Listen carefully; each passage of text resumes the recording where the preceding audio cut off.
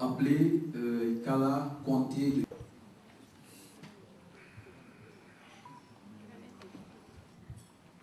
Voilà, je remercie Monsieur le Président pour son personnel. Et vous savez, en Guinée, les leaders politiques, disons la majeure partie des leaders politiques n'ont pas certains, disons, participent à là. Alors, est-ce qu'on peut vérifier le pays sur le développement? Merci. Comme toujours, vous savez que c'est un exercice difficile de parler de soi. Et là, Jamara Souma, l'un des premiers leaders politiques de ce pays, un baga de Kaporo.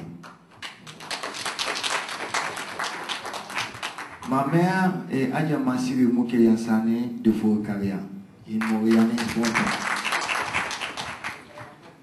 Donc je suis né au moment des balbutiements dans ce pays. Donc nous avons été contraints à l'exil, comme je vous le dis.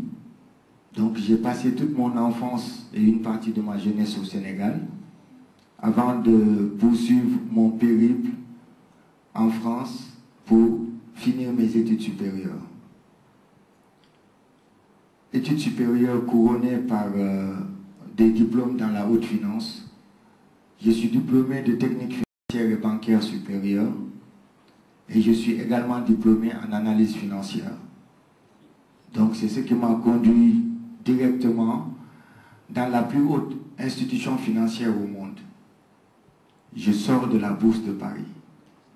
Quand je dis la plus haute institution financière au monde, c'est parce qu'elle regroupe les 6 places financières les plus importantes au monde. La Bourse de New York, de Londres, de Paris, de Bruxelles, d'Amsterdam et de Lisbonne. Donc j'estime que lorsqu'on a été dans la crème de la haute finance, on est capable de diriger n'importe quel pays. En l'occurrence, la Guinée.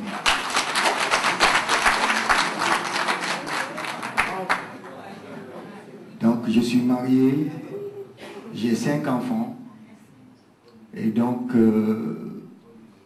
je suis quelque part aujourd'hui, bien que guinéen, parce que quand on s'appelle Souma, même si vous vivez à Jakarta, on vous indexera comme guinéen, mais je me considère de plus en plus comme un citoyen du monde. On ne peut pas avoir vécu hors de son pays pendant tout ce temps et ne pas avoir cette vision beaucoup plus élargie.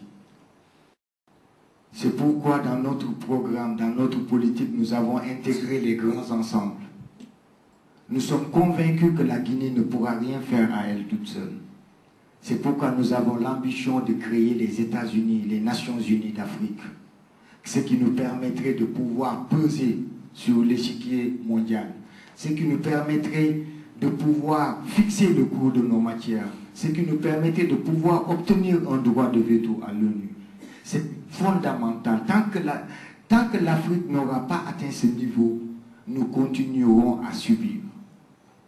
Et c'est pourquoi nous commençons dès à présent ce travail auprès des autres partis politiques des pays limitrophes. Donc, c'est pour vous dire que je me considère comme un citoyen du monde.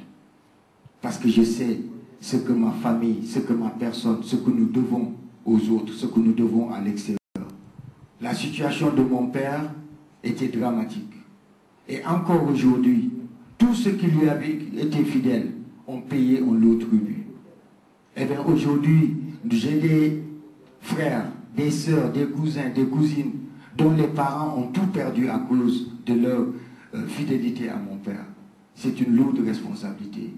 Et c'est pourquoi tous ensemble, nous entendons réécrire l'histoire, réhabiliter ces dignes fils de la Guinée, ceux qui avaient compris avant tout le monde que pour créer ce pays, il fallait créer une famille homogène et il fallait aller à l'essentiel, c'est-à-dire l'unité nationale et l'intérêt supérieur de la nation.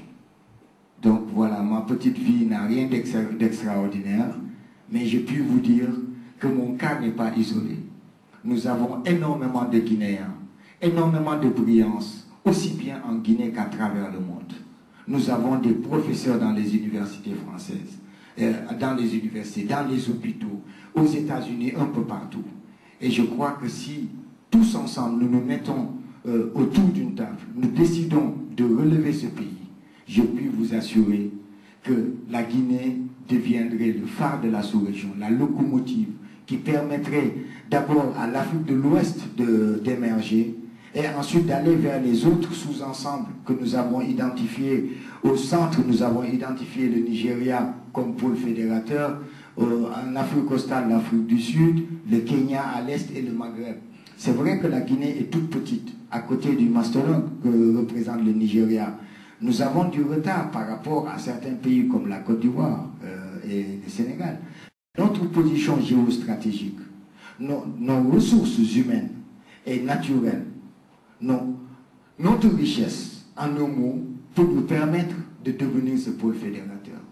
Mais ce pôle fédérateur, ce n'est pas dans les propos, non, c'est dans les actes. Et nous pensons qu'avec la GECI, la Guinée est capable d'occuper cette place. La Guinée est capable, comme je le disais dans une interview tout dernièrement, même si nous conjuguons encore les infrastructures de base au Moyen-Âge, mais la Guinée est capable de vendre l'eau à toute la sous-région. La Guinée est capable de vendre l'électricité à toute la sous-région. Et la Guinée est capable de nourrir la sous-région. Pour ce faire,